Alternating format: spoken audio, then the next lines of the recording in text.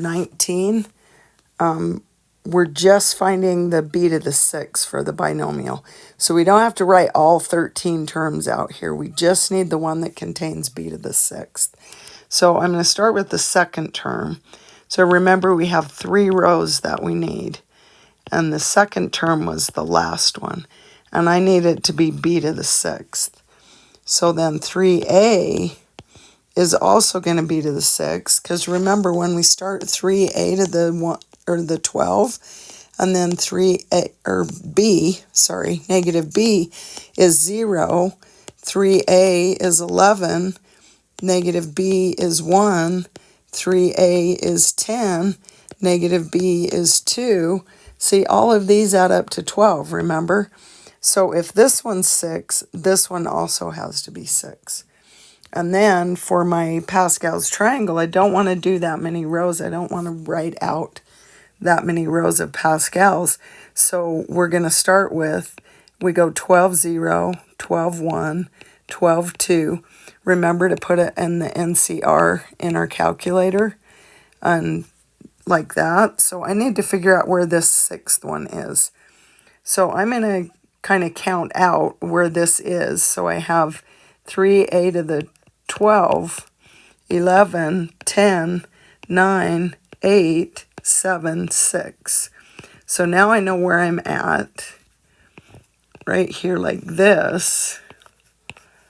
Okay, so this one would be 12, 0. This one would be 12, 1, 12, 2, 12, 3, 12, 4, 12, 5, and 12, 6. There's another coincidence here. This number right here is always one of these exponents. In this case, it's both of them because they're both 6. But they could be like here, it was 12 and 0. See, 12, 0 goes with this one. 12, 1 goes with this one, where that one's a 1. 12, 2 is a 2. So now I have everything I need to put this together. So I put the 12 NCR 6 in my calculator, and I get 924. So then I'm going to take this 924 and times it by 3 to the 6th, and then my variables are a to the 6th and b to the 6th. This goes positive because it's an even power. So I multiply this together in my calculator, and I get 673,596, a to the 6th, b to the 6th. And I only need that term. So you just have to figure out where you're at and count it, and then only do that one column that you need. Okay, this one is a word problem with a sequence. So your parents invest a savings account for you. They put $20 the first week, $30 the next, $40 the next, and so on each week. So how much will you make in 52 weeks? So that's total. Not how much will you get on the 52nd week. Well, so that's a sum. And that was a plus a sub n divided by 2 times n. So we know our a, our first one, is 20 because that was the first week. And my n is 52 because it's 52 weeks. But I don't know what my a sub n or my a sub 52 is, because that would be the 52nd week. So then I have to look at my formula sheet and get the other formula, which is the arithmetic term. So a is 20, the first term, n minus 1, and my common difference is going up $10 a week is 10. So there's my a sub n. I want to find out how much I have in 52 weeks. So I do 20 plus 52 minus 1 times 10. This is 51 times 10. So 510 plus 20 is 530. So now I have everything I need to find the sum.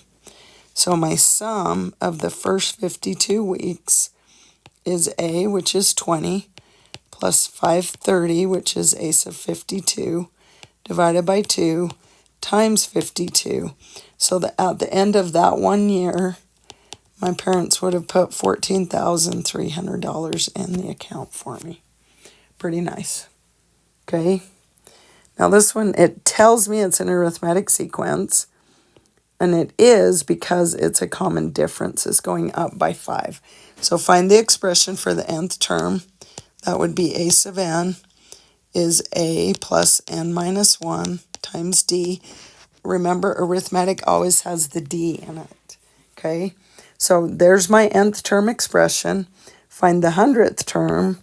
I would just put 100 in for n, but I've got to write this out. I skipped a step here. A is 4, n minus 1, and then my d is 5. So now I can put in 100 here.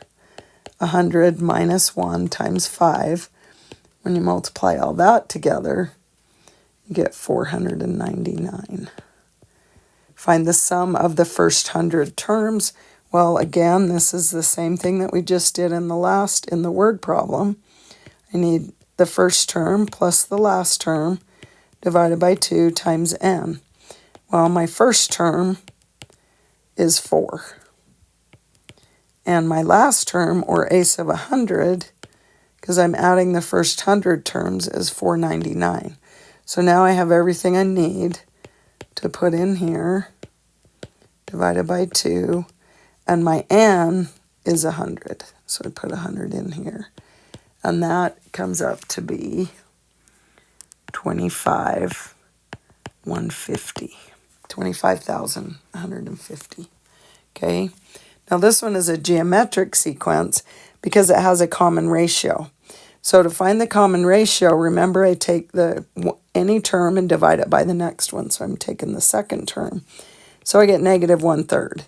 Now if I did 2/3 divided by negative 2, I'd still get negative 1/3. But so now I know what my r is. I can write the nth term equation because my a is 6. My r is negative 1/3. So my nth term, a times, just look on your formula sheet. So my nth term equation would be a, which is 6, times negative 1/3 to the n minus 1. And then the sixth term would be 6 times negative 1/3 to the 6th. And that becomes 6 times 1/3 to the 6th, because the negative goes away because this is even. And then this,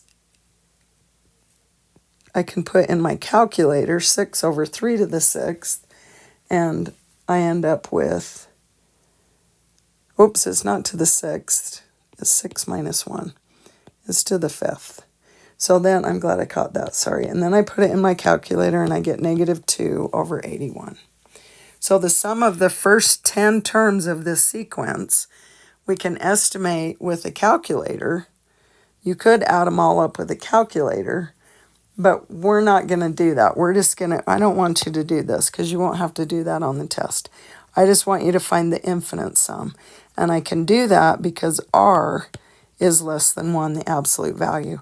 So all I need is my a, and my r is negative 1/3.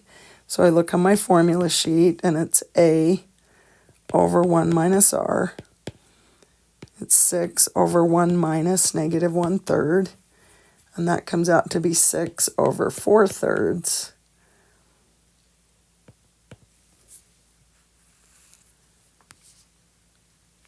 Which is 6 times 3/4. Well, this I'm going to make 3/2, so it becomes 9/2. And if I actually did this with the sum, I'm going to show you what to do. But so I would use this formula, a 1 minus r to the n over 1 minus r. And so a is 6, and I get 1 minus negative 1/3 to the 10 over 1 minus negative 1/3 equals, and when I put that in my calculator, I get a really big number here, 3 to the 10th. But if I estimate it with just a decimal, it comes out to be 4.5, which is what this is, what my sum is here anyways, because I got 9/2. So like I said,